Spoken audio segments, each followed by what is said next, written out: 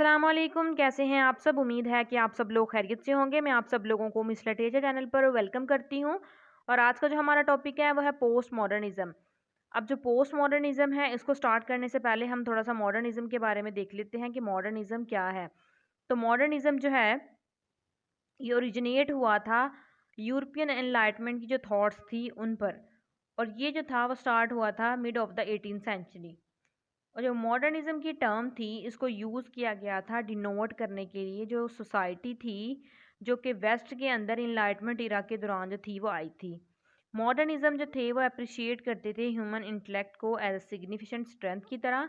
और वो आइडेंटिफाई करते थे ये जो स्ट्रेंथ है वो बेस करती है साइंटिफिक मेंटालिटी की। हम ये भी कह सकते हैं कि मॉडर्निज्म का जो इरा था वो इरा ऑफ साइंटिफिक मेंटालिटी का था।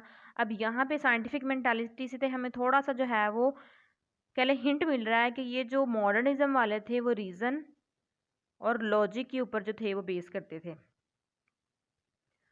तो अब जो इनके थोड़ा सा देख लेते हैं इनके लिटरेचर के अंदर कि इसको इम्पोर्टेंस कब मिल रही थी, इसको पॉपुलैरिटी कब मिली थी मॉडर्निज्म को। तो जो लिटरेचर के अंदर मॉडर्निज्म था एक एस्थेटिक मूवमेंट है जिसने पॉपुलैरिटी हासिल की थी तकरीबन 1910 से 1930s के दौरान। अब यहाँ पे 1930 है, ये करेक्ट कर लीजिएगा। The main figure of high modernism include Virginia Woolf, James Joyce, Ezra Pound, T S. Eliot, Marcel Proust and Franz Kafka.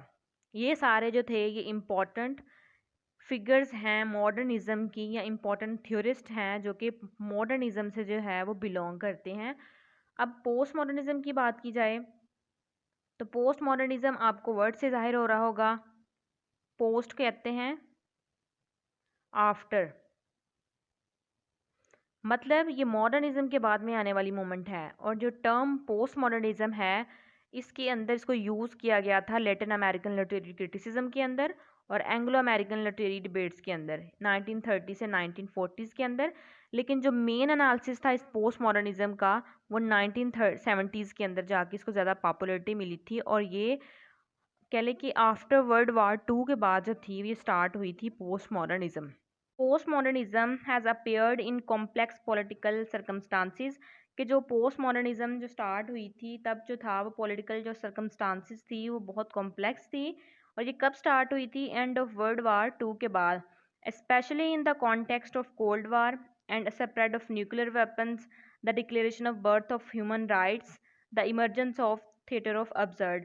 Theatre of absurd जो है वहाँ से आप लोगों को पता होगा अगर अब्सर्डिज्म की टर्म जो थी जिसके अंदर जो थी क्या बताया गया था, मीनिंगलेस हर चीज़ जो था। और ये कब इमर्ज हुई हैं, वर्ल्ड वार टू के बाद। और इसके अलावा जो दूसरी फ़िलासफ़ीज़ जो इमर्ज हुई थी इसके साथ ही सरलियज़म, एग्जिस्टेंशलिज्म, अब्सर्डिज्म, निहिलिज्म। और सरलियज़म क्या होता है कि इसके अंदर जो है वो मीनिंगलेस होती हैं। मैं आप लोगों को इसकी एग्जांपल देती हूँ कि जैसे हम बारिश होती है तो क्या होता है कि जब हम देखते हैं तो वो क्या होता है, बारिश के कतरे जो होते हैं वो ज़मीन पर आके गिर रहे होते हैं। तो लेकिन जो ये वाले हैं सरलियज़म वाले वो क्या मानते हैं, मतलब उन वो ऐसे करते थे कि जो शराब पी के जो थे ना वो उनके माइंड में जो भी आता था वो उसको वैसे ही जो था वो लिख देते थे। मतलब जो उनके माइंड में चीज़ें आ रही होती थी वो उनको पुट कर देते थे राइटिंग के अंदर।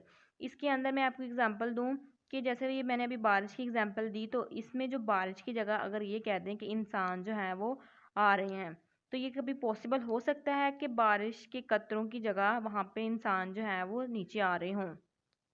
दूसरी बात यहाँ पे एग्जिस्टेंशलिज्म की। एग्जिस्टेंशलिज्म क्या होता है कि जिसके ऊपर गॉड के ऊपर बिलीव ना होना। मतलब क्या था, इन्होंने एक क्वेश्चन किया था इस फिलॉसफी के अंदर कि वेयर इज़ गॉड, कि गॉड कहाँ है। मतलब क्या था, वर्ल्ड वार के बाद लोगों के जो कह ले बिलीव थे गॉड के ऊपर वो ख़त्म हो चुके थे। इसके बाद अब्सर्डिज्म मैंने आपको पहले बता दिया। निहिलिज्म ये भी जो था वो गॉड के ऊपर बिलीव नहीं करते थे। ये नीचे की थ्योरी जो थी जिसके अंदर उन्होंने कहा था कि गॉड इज़ डेड, कि गॉड जो है वो डेड हो चुका है।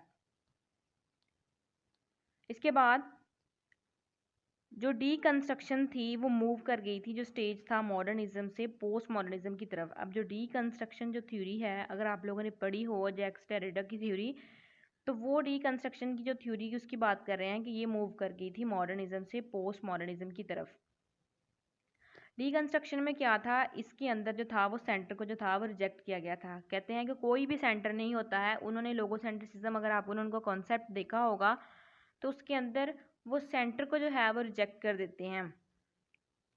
The post modernism is to undermine Western metaphysics and the destruction of the central argument that combined ancient and modern Western thoughts। अब यहाँ पे क्या है कि पोस्ट मॉडर्निज्म वालों ने जो थे वो जो मॉडर्न वेस्टर्न थॉट्स थी और जो एंशियंट की जो थॉट्स थी उन सबको जो था वो रिजेक्ट कर दिया था। और उन्होंने जो थी और जो थॉट्स थी जैसे language, identity, origin, voice, mind, जैसे मैंने पहले बताया, ओरिजिन की बात जो थी वो डीकंस्ट्रक्शन वाले करते हैं कि कोई भी जो है ओरिजिन किसको कहते हैं, सेंटर को। तो मतलब इन्होंने इन सारी जो पोस्ट स्ट्रक्चरलिज्म मॉडर्निज्म वाले हैं वो ये सारी जो थॉट्स हैं उनको रिजेक्ट करते हैं। ये जो लैंग्वेज का था, आइडेंटिटी का, ओरिजिन का, वॉइस का, माइंड का, ये सारे जो थॉट्स हैं उनको रिजेक्ट करते हैं। So have the use of mechanism of dispersal, uncertainty, disagreement and westernisation. अब उन्होंने जो था इन कॉन्सेप्ट को जो था यूज़ किया था अपने मैकेनिज्म के अंदर। और जो डिस्पर्सल है उसका मतलब होता है कि प्रोसेस ऑफ डिस्ट्रीब्यूटिंग, मतलब जैसे आपने फ्रेगमेंटेशन सुना होगा, किसी चीज़ का बिखरा हुआ, मतलब इधर का उधर, ये सारी चीज़ें जो हैं वो डिस्पर्सल। अनसर्टेनिटी कि किसी चीज़ के अंदर जो है स्टेट ऑफ डाउट कह सकते हैं आप अनसर्टेनिटी में। डिसएग्रीमेंट किसी चीज़ से एग्रीमेंट ना होना आपका। वेस्टर्नाइजेशन, पोस्ट मॉडर्निज्म जो थे वो अपेयर्ड हुए थे combined with the philosophy of anarchy, nihilism, disassembly, meaningless, disorder. Anarchy क्या होता है, जिसके अंदर कोई लॉ ना हो, मतलब जिसके अंदर जो गवर्नमेंट है वो हमारी प्रेजेंस उसकी ना हो। निहिलिज्म का आपको पहले पता है कि गॉड के ऊपर बिलीव ना होना। डिसअसेंबली, इसका मतलब भी जो होता है वो ये होता है कि किसी चीज़ का बिखर जाना, अलहदा हो जाना, ये सारा कुछ इनका मीन। और आपको इससे पता लग जाता है कि मीनिंगलेस होना हर चीज़ का। Therefore it got some of its characteristics from the philosophies, कहते हैं इन्होंने जो थी वो कुछ करेक्टरिस्टिक्स जो थी इन फिलोसफीज़ जो थी, ये जो थी एनार्की, निहिलिज्म, डिसअसेंबली, मीनिंगलेस और डिसऑर्डर, इन सब से जो थी ये अपनी कह लें कि उन्होंने कुछ करेक्टर्स जो थे इनसे लिए थे। अब हमने इसमें क्या देखा कि पोस्ट मॉडर्निज्म जो थी जब ये इमर्ज हुई थी, इसकी सरकमस्टांसिस जो थी, पॉलिटिकल सरकमस्टांसिस, वो बड़ी कॉम्प्लेक्स किस्म की थी। इसी दौरान जब पोस्ट मॉडर्निज्म आया था तब बहुत सी जो दूसरी फ़िलासफ़ीज़ जो थी वो इमर्ज हुई थी और इन्होंने पोस्ट मॉडर्निज्म वालों ने जो दूसरी एंशियंट्स के थॉट्स थे उनको रिजेक्ट किया। दूसरे मैकेनिज्म जो थे dispersal, uncertainty, disagreement and westernisation जो थे इनको जो था वो यूज़ किया था। और जो दूसरे थे, जो दूसरी फ़िलासफ़ी है निहिलिज्म, डिसअसेंबली, मीनिंगलेसनेस, इनको जो था इनके साथ कंबाइन होकर ये अपेयर्ड हुई थी। अब पोस्ट मॉडर्निज्म के बारे में देख लेते हैं कि ये पहले मतलब लिटरेचर से पहले कहाँ पे ये अपेयर्ड हुई थी। तो ये पेंटिंग के अंदर, आर्किटेक्चर और सिविल इंजीनियरिंग के अंदर जो थी वो पोस्ट मॉडर्निज्म पहले इमर्ज हुई थी। फिर बाद में literature, science, criticism, art, philosophy, ethics, education, sociology, anthropology, economics, politics और आर्किटेक्चर, इन सब के अंदर जो थी ये इमर्ज हुई थी। अब जैसे हमने पोस्ट मॉडर्निज्म की बात की कि ये पेंटिंग के फील्ड के अंदर पहले और आर्किटेक्चर के अंदर हुई थी, इसी तरह अब हम जो है वो मॉडर्निज्म के बारे में बात करेंगे कि ये किन फील्ड्स के अंदर जो थी ये इमर्ज हुई थी। तो मॉडर्निज्म जो है एज अ मूवमेंट अगर देखें तो ये जो था इसको सिर्फ लिटरेचर के अंदर ही नहीं बल्कि science, philosophy, psychology, anthropology, painting, music, sculpture और आर्किटेक्चर, मतलब पोस्ट मॉडर्निज्म की तरह ये साइंस में, पेंटिंग में, म्यूज़िक में, आर्किटेक्चर में, फ़िलासफ़ी में, हर चीज़ में जो थी ये इमर्ज हुई थी, जिस तरह पोस्ट मॉडर्निज्म जो थी वो इमर्ज हुई थी। नेक्स्ट जो है वो हम प्रिंसिपल्स और कुछ जो है वो एलिमेंट्स देख लेते हैं पोस्ट मॉडर्निज्म वालों के। Criticism of comprehensive explanatory theories, dual criticism of the analysis in the humanities, a new vision to concept of history, time and place, the truth is the truth is relative and not absolute, rejected the idea of representation। अब यहाँ पे क्या है, इसके अंदर जो truth है, मतलब जो पोस्ट मॉडर्निज्म वाले हैं वो यूनिवर्सल ट्रुथ को जो है वो एक्सेप्ट नहीं करते, वो कहते हैं एब्सोल्यूट ट्रुथ नहीं होता है, ट्रुथ जो है वो रिलेटिव है ना कि एब्सोल्यूट है। और इसके अलावा उन्होंने जो आइडिया है रिप्रेजेंटेशन का उसको रिजेक्ट किया है। अब नेक्स्ट हम पढ़ते हैं post modernism literature is a form of literature which is mark both stylistically and ideologically, मतलब पोस्ट मॉडर्निज्म लिटरेचर एक ऐसा लिटरेचर होता है जिसके अंदर आप जो हैं वो स्टाइलिस्टिकली और आइडियोलॉजिकली जो है उसके अंदर मार्क किया गया है, मतलब जो स्टाइल यूज़ किया गया है और जो आइडियोलॉजी उस टेक्स्ट के अंदर, उस वर्क के अंदर या लिटरेचर के अंदर जो आइडियोलॉजी या जो स्टाइल यूज़ किया गया है वो। और इसके अलावा पोस्ट मॉडर्निज्म ने जो लिटरेरी कन्वेंशंस यूज़ किए हैं वो मैं अब बता दूं। फ्रेगमेंटेशन क्या होता है? किसी चीज़ का सेपरेट, मतलब बिखर जाना, इधर उधर हो जाना, ये सारी चीज़ें। और पैराडॉक्स एक ऐसी स्टेटमेंट होती हैं या एक ऐसी सिचुएशन होती है जिसके अंदर आप लोगों को जो है वो लगे कि ये ट्रू भी है और इम्पॉसिबल भी है, मतलब आपको उसको अंडरस्टैंड करना डिफ़िकल्ट हो। और क्योंकि उसके अंदर जो है वो दो फैक्ट्स पाए जाते हैं, दो ऑपोजिट फैक्ट्स। जैसे मैं अगर आपको एग्जांपल दूं कि एक स्टेटमेंट जैसे वॉर इज़ पीस, कि वॉर क्या है? वो अमन है। अगर देखने से लगे तो एक लिहाज से वो ठीक भी लग रहा है और दूसरे लिहाज से वो नहीं भी लग रहा। इसी तरह दूसरी एग्जांपल एक और मैं दे देती हूँ, लेस इज़ मोर।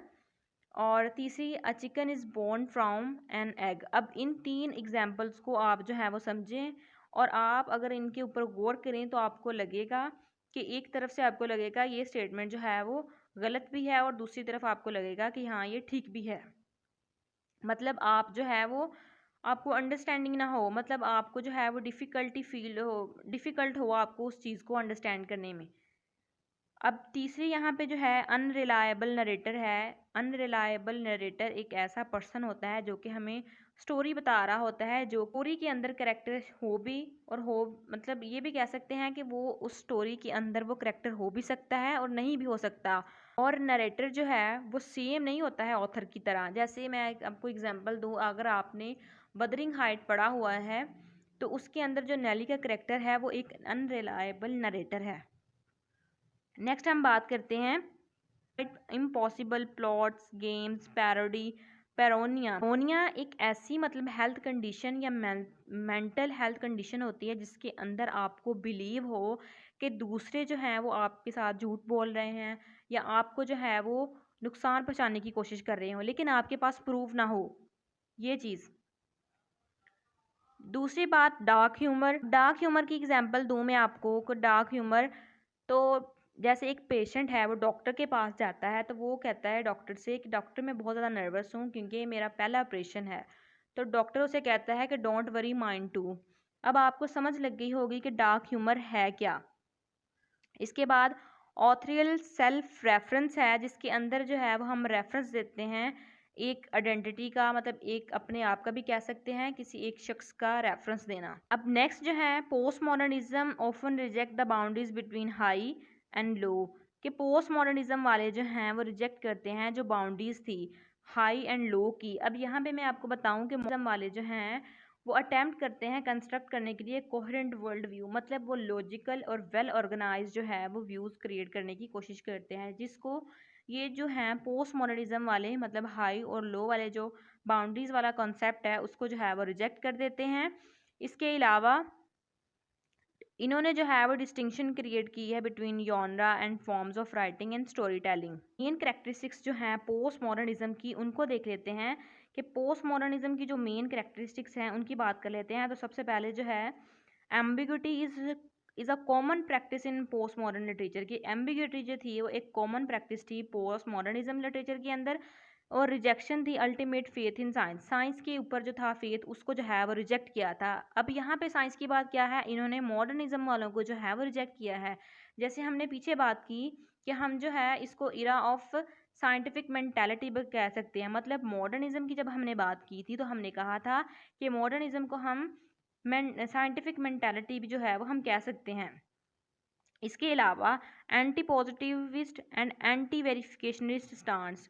अब एंटी पॉजिटिविस्ट क्या है, जिसको हम जो है नेगेटिविज्म भी कह देते हैं, और एंटी वेरिफिकेशनिस्ट मतलब वेरिफिकेशन प्रिंसिपल इनको कह देते हैं, जिसके अंदर जो है वो रिजेक्ट किया जाता है जो स्टेटमेंट होती हैं मेटाफिजिक्स की, एथिक्स की, इन सब को। इसके अलावा जो पोस्ट मॉडर्निज्म वाले थे वो इंडिविजुअलिटी के ऊपर बिलीव करते थे। इनका जो व्यू था वो सब्जेक्टिव था, मतलब सब्जेक्टिव व्यू के ऊपर जो था वो ज़्यादा फोकस करते थे। लेकिन जो मॉडर्निज्म वाले थे वो ऑब्जेक्टिव, थ्योरेटिकल और एनालिटिक के ऊपर जो थी वो उनकी अप्रोचेस के ऊपर ज़्यादा बिलीव करते थे। इसके अलावा हमने पहले भी बात की कि जो ट्रुथ है वो कंसिडर्ड उसको करते थे as a matter of perspective, not not universal. अब जो यूनिवर्सल की बात थी वो करते हैं मॉडर्निज्म वाले कि ट्रुथ जो है वो एब्स्ट्रैक्ट है, और ये जो है वो ट्रुथ को यूनिवर्सल नहीं मानते, ये ट्रुथ को जो है मैटर ऑफ पर्सपेक्टिव मानते हैं। इसके बाद इन्होंने जो है वो डिसरिगार्ड बाइनरी अपोजिशन, मतलब जो है ये बाइनरी अपोजिशन जो कॉन्सेप्ट है उनको रिजेक्ट कर देते हैं। जैसे मेल फीमेल, ब्लैक वाइट का, ईस्ट वेस्ट का जो कॉन्सेप्ट था उसको जो है ये रिजेक्ट कर देते हैं। Most of the postmodernism thoughts have mainly been originated from the non-sociologists like Derrida, Lyotard, Jameson and others. अब यहाँ पे क्या बात है, हम ये कह सकते हैं कि जो पोस्ट मॉडर्निज्म वाले हैं ये किन से इंस्पायर्ड हुए थे? डेरिडा के कॉन्सेप्ट से, ल्यूटार्ड के, जेमसन से और दूसरे जो थे। इसके अलावा जो दूसरे प्रोमिनेंट राइटर्स हैं, मिशेल फोको हैं, बॉड्रिलार्ड हैं, पोस्ट मॉडर्निज्म वाले जो हैं वो किससे इंस्पायर्ड हुए थे? डेरिडा के कॉन्सेप्ट्स के ऊपर। जैसे मैंने पहले भी बात की थी, जो लोगोसेंट्रिसिज्म की बात करते हैं सेंटर को रिजेक्ट करते हैं। अब हमने जो है इसकी मेन करैक्टरिस्टिक्स जो हैं वो देख ली हैं। स्टाइलिस्टिक टेक्निक्स जो थी वो पोस्ट मॉडर्न लिटरेचर के अंदर जो थी वो यूज़ की गई थी। अब हम उनको देख लेते हैं कि वो कौन सी हैं। सबसे पहले है पैस्टिज। इसके अंदर क्या होता है कि हम जो है एक वर्क में से, मतलब जो प्रीवियस वर्क होगा उसमें से डिफरेंट आइडियाज़ को और वहाँ से लिटरेरी स्टाइल को उठाएंगे और उन दोनों को एक जगह पे पेस्ट कर देंगे, जिससे हमें जो है एक न्यू स्टाइल मिल जाएगा। अब इसको पढ़ते हैं, आपको समझ लग जाएगी। The taking of various ideas from previous writing and literary styles and pasting them together to make a new style. अब इसके अंदर क्या होता है कि जैसे मैंने पहले बताया कि जो प्रीवियस राइटिंग है वहाँ से डिफरेंट आइडियाज़ को लेना, वहाँ से लिटरेरी स्टाइल को लेना और उन दोनों को लेके वहाँ से पे एक जगह पे पुट कर देना दोनों को इकट्ठे, तो इससे क्या होगा, एक न्यू स्टाइल जो है वो हमारे पास आ जाएगा। नेक्स्ट है इंटरटेक्सुअलिटी। इंटरटेक्सुअलिटी में क्या होता है कि एक राइटर है जिसने वर्क लिखा है और उस वर्क के अंदर उसने डिफरेंट राइटर्स की जो कोटेशन है उठा के अपने वर्क के अंदर ऐड की हैं, तो वो होती है intertextuality. Acknowledgement of previous literary work with another literary work. इसके बाद है मेटाफिक्शन। मेटाफिक्शन, मेटा मीन्स होता है बियॉन्ड, फिक्शन होता है जिसके अंदर रियलिटी ना हो, और ये एक एक्ट ऑफ राइटिंग है जिसके अंदर जो है रीडर जो है उसको अवेयरनेस होती है कि ये जो है ये एक फिक्शनल नेचर है जिसके अंदर रीड कर रहा है राइटर, मतलब जो रीडर है। मतलब मेटाफिक्शन एक ऐसा एक्ट ऑफ राइटिंग होता है जिसके अंदर रीडर्स जो है उसको अवेयरनेस होती है कि ये फिक्शनल नेचर है, मतलब जो रीडर रीडिंग कर रहा है वो उसके अंदर ये फिक्शनल नेचर जो है इस वर्क के अंदर, यहाँ पे मतलब जो भी वो वर्क पढ़ रहा होगा, जिस पेज पे भी होगा, मतलब जहाँ पे भी राइटर ने यूज़ किया गया होगा वो फिक्शनल नेचर, वहाँ से रीडर्स को जो है वो अंडरस्टैंडिंग हो जाएगी कि यहाँ पे जो है वो राइटर ने जो है वो यहाँ पे मेटाफिक्शन का यूज़ किया है। नेक्स्ट है magical realism. Introduction of impossible और अनरियलिस्टिक इवेंट, कि इसके अंदर जो है वो हम इम्पॉसिबल या फिर जिसके अंदर कोई रियलिटी ना हो उन इवेंट्स की, उनका इंट्रोडक्शन होता है without clearly defining what is factual और व्हाट इज़ फिक्शनल, कि इसके अंदर हमें कोई क्लैरिटी नहीं होती है कि कौन सा फिक्शनल है और कौन सा फैक्चुअल है। रीडर की इन्वॉल्वमेंट है next. often through direct address to the reader and the open acknowledgement of the fictional nature of the events being described, कि यहाँ पे जो है वो डायरेक्ट एड्रेस दिया जाता है रीडर्स को कि जो फिक्शनल नेचर है इवेंट्स की कि वो किस तरह जो है उनको डिस्क्राइब किया गया है इसके अंदर। टेम्पोरल डिस्टोर्शन, कि जिसके अंदर यूज़ किया जाता है नॉन लीनियर टाइमलाइंस को और नैरेटिव टेक्निक्स को स्टोरी के अंदर। इसके बाद है minimalism. The use of characters and events which are decidedly common and non-exceptional, मतलब जिसके अंदर characters का और events का यूज़ किया गया हो और वो common और non-exceptional हो। Maximalism, disorganized, lengthy, highly detailed writing, मतलब जिसके अंदर lengthy writing हो, डिटेल के साथ उसको एक्सप्लेन किया गया हो, वो होती है मैक्सिमलिज्म। अब हमने इन सब चीज़ों को पढ़ लिया, देखा कि इन्होंने जो है पोस्ट मॉडर्निज्म वालों ने यूनिवर्सल ट्रुथ को भी इग्नोर कर दिया है, रीडर को जो है वो डायरेक्ट दे रहे हैं। लेकिन अब हम देखते हैं कि रीडर को भी अंडरस्टैंडिंग होती है। अब जो है वो हम क्या देखने लगे थे कि पोस्ट मॉडर्निज्म के जो इश्यूज़ हैं और जो प्रॉब्लम्स हैं, अब हम जो है वो उनकी बात कर लेते हैं। तो सबसे पहले इश्यूज़ क्या है कि many readers find post modern literature is difficult to understand. क्या है कि जो पोस्ट मॉडर्न लिटरेचर है वो रीडर्स के लिए जो है वो डिफ़िकल्ट हो जाता है अंडरस्टैंड करना। Use of different language forms and difficult difficult jargons and terms. अब क्या है, जैसे हमने इंटरटेक्सुअलिटी की बात की थी और भी पेस्टिक की बात की कि राइटिंग को और प्रीवियस राइटिंग को स्टाइल को जोड़ के एक न्यू स्टाइल बना देना। फिर इसके अलावा इंटरटेक्सुअलिटी में दूसरे राइटर्स के वर्क को उठा के, मतलब उसकी कोटेशन को उठा के अपने वर्क के अंदर कर लेना। तो इससे क्या है, डिफरेंट लैंग्वेज डिफरेंट फॉर्म्स हो जाती हैं, तो उससे जो है वो रीडर्स को जो है वो डिफ़िकल्टी होती है। Ambiguous way of explanation make post modern literature almost unreachable to many readers. क्या है जिसके अंदर, जैसे हमने पीछे पढ़ा था, एम्बिगियस मीन्स एम्बिगिटी, मतलब क्या है उनका एम्बिगियस वे है एक्सप्लेनेशन का, जिसकी वजह से जो पोस्ट मॉडर्न लिटरेचर है वो रीडर्स तक ऐसे होता है जैसे अनरीचेबल लिटरेचर है। नेक्स्ट है post modern does not contain the flavour of anything obvious but in most cases. क्या है, पोस्ट मॉडर्निज्म के अंदर जो है वो फ्लेवर नहीं होता, मतलब किसी तरह होता है ना कि कोई रीडर पढ़ रहा होता है तो उसके टेस्ट के मुताबिक अगर कोई चीज़ आती है तो वो ज़्यादा इंटरेस्टिंग होकर उसको पढ़ रहा है। तो मतलब क्या है, पोस्ट मॉडर्निज्म के अंदर हर चीज़ की मिक्सिंग हुई पड़ी है, कोई किधर क्या है, मतलब कोई एक बात नहीं है, हर चीज़ का मिक्सचर है। तो टेस्ट जो है उसके अंदर कोई फ्लेवर नहीं है, जिसकी वजह से हमने पहले भी बात की कि रीडर को जो है वो अंडरस्टैंडिंग नहीं होती है टेक्स्ट की। But in most cases it is something that reject any format और सिंप्लिसिटी। क्या है, इसने सिंप्लिसिटी को जो है वो रिजेक्ट किया है। Whatever may be field, whatever it is in the art, music, architecture, literature, sociology, theory, lack of formal has become the identity of post modernism. मतलब जो भी हो, कोई भी फील्ड हो, चाहे वो आर्ट की हो, म्यूज़िक की हो, आर्किटेक्चर की हो, लिटरेचर की हो, सोशियोलॉजी की हो, मतलब क्या है, इन्होंने जो है वो रिजेक्ट किया है वहाँ पे सिंप्लिसिटी को और आइडेंटिफाई किया है पोस्ट मॉडर्निज्म को। पॉइंट है nonetheless the multiface characteristics of post modernity make it bizarre. Bizarre क्या होता है, जिसके अंदर जो है वो अजीब सी चीज़ें हों, मतलब इसका मीनिंग मैं बता रही हूँ यहाँ पे। In most cases the post modernist highlight the problem without pointing any solution. अब यहाँ पे क्या बता रहा है कि मोस्ट केसेस में अगर देखा जाए तो जो पोस्ट मॉडर्निज्म वाले हैं वो हाईलाइट करते हैं प्रॉब्लम्स को, लेकिन उनका कोई प्रोमिनेंट या कोई उनका सोल्यूशन जो है वो नहीं देते। Many people believe that postmodernism is just a theory and not a fact। मतलब क्या है, पोस्ट मॉडर्निज्म जो है लोग जो है वो ये बिलीव करते हैं ये एक थ्योरी है, ये कोई फैक्ट नहीं है। तो आज के लिए जो था वो इतना ही, हमने सारा डिस्कस किया, इश्यूज देखे, करेक्टरिस्टिक्स देखी, मॉडर्निज्म को भी देखा, और इसके अलावा मैं एक अलहदा से भी वीडियो जो है वो अपलोड कर दूंगी इनके डिफरेंस की, जिससे आपको ज़्यादा क्लियरिटी हो जाएगी। तो अगर आप लोगों को वीडियो अच्छी लगती है तो सब्सक्राइब कर दें, लाइक करें और दोस्तों के साथ जो है वो शेयर करें। मिलते हैं नेक्स्ट वीडियो में। अल्लाह हाफिज़।